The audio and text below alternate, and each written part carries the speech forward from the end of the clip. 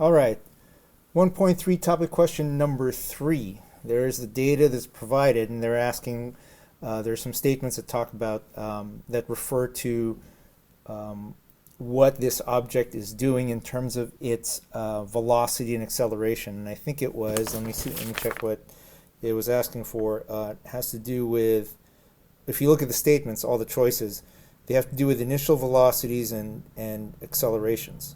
Okay, so what we're looking for, essentially what we're saying is, I want to find, maybe not to the point of a number, but I want to find my initial velocity and my acceleration. And without any other information, did they say it's accelerating constantly? Yep. Oh, they're just asking about the statement saying what is the acceleration, positive or negative.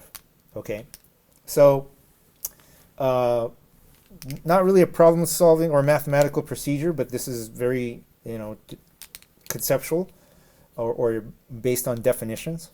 So if you understand what velocity is, my initial velocity, right? My initial instantaneous velocity is going to be technically the derivative of my position function. But I don't have a position function, I have data. So maybe we should turn on our brain and try and see what's happening and get an idea of what the function kind of does. So this is just a sketch, but if I have position versus time, I know I'm, say, up here, way up at 160 and 0. And I've got 2, 4, 6, 8. So 2, 4, 6, 8. Roughly even increments, 2, 4, 6, 8. And it looks like at 8, I'm way down here. At 6, 64, I mean, let's try and figure out how much I'm moving in each time interval. So I'm going to go delta x.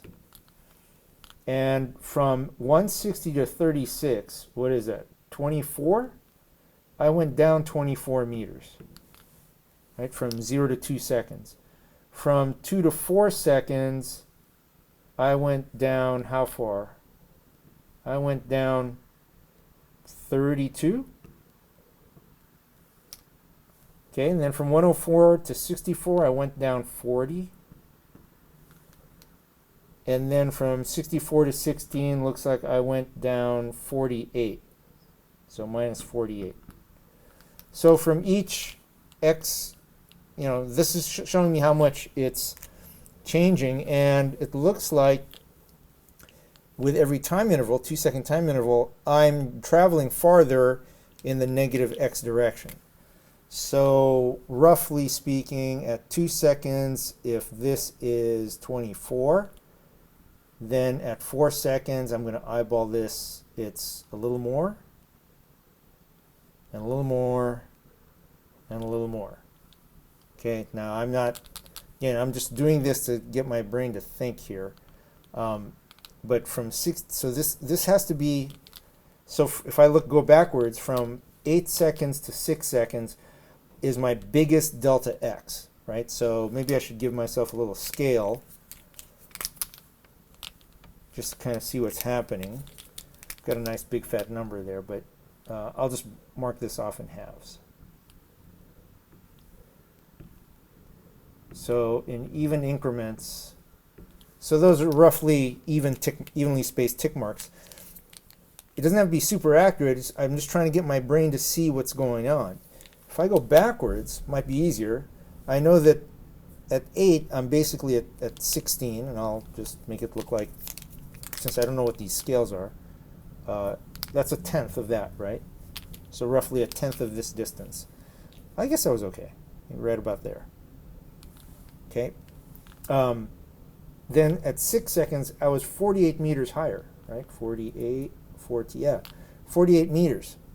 So it's my biggest gap. So I'll go maybe here. And then from there, 40 meters.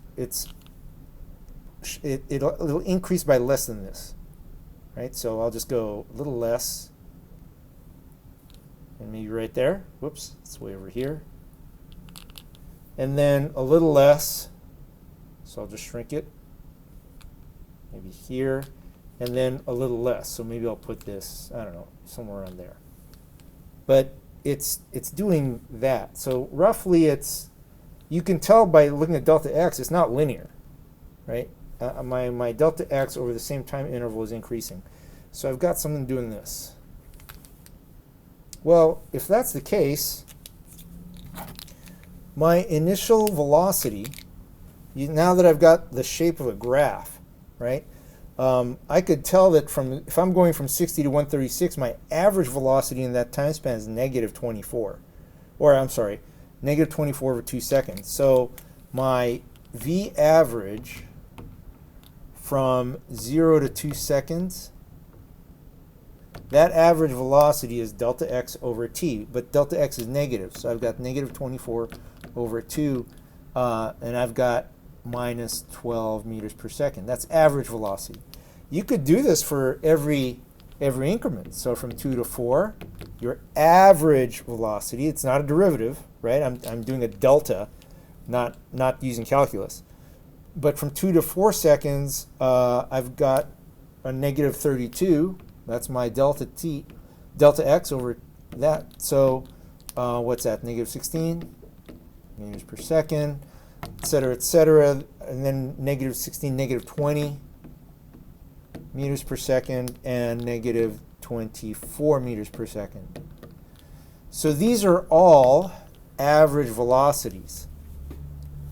That average is true only for those over those delta t's, right? So I've got a different v average from to this delta t, different v average to this delta t, different v average for 6 to 8 seconds, et cetera, et cetera.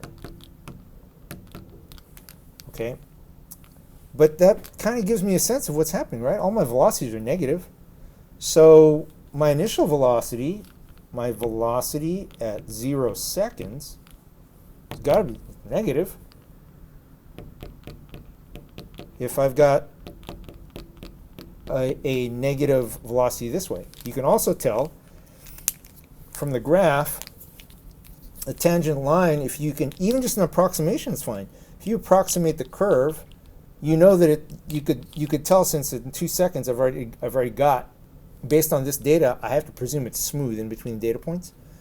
I've already got a tangent line that's kind of angled downward, so I've got a negative velocity, initial velocity. What about my accelerations? Well, if you even just look at this, again, not accurate, right? Because I'm working with average velocities. But I'm going faster and faster in the negative direction. So my acceleration throughout this whole journey, that's got to be negative. Why? Another way that, if I said that too quickly, let's break it down. What's increasing here? My speed is increasing. So as a way of review, the plus and minus on velocity values just indicates direction.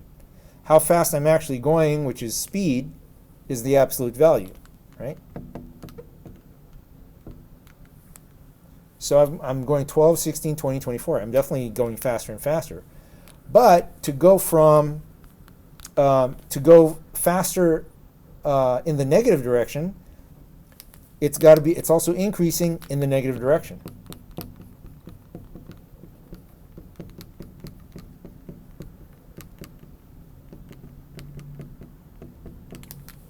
So that would suggest that doesn't suggest that my acceleration's got to be negative. Okay, so hopefully that makes sense. If not, bring questions to class.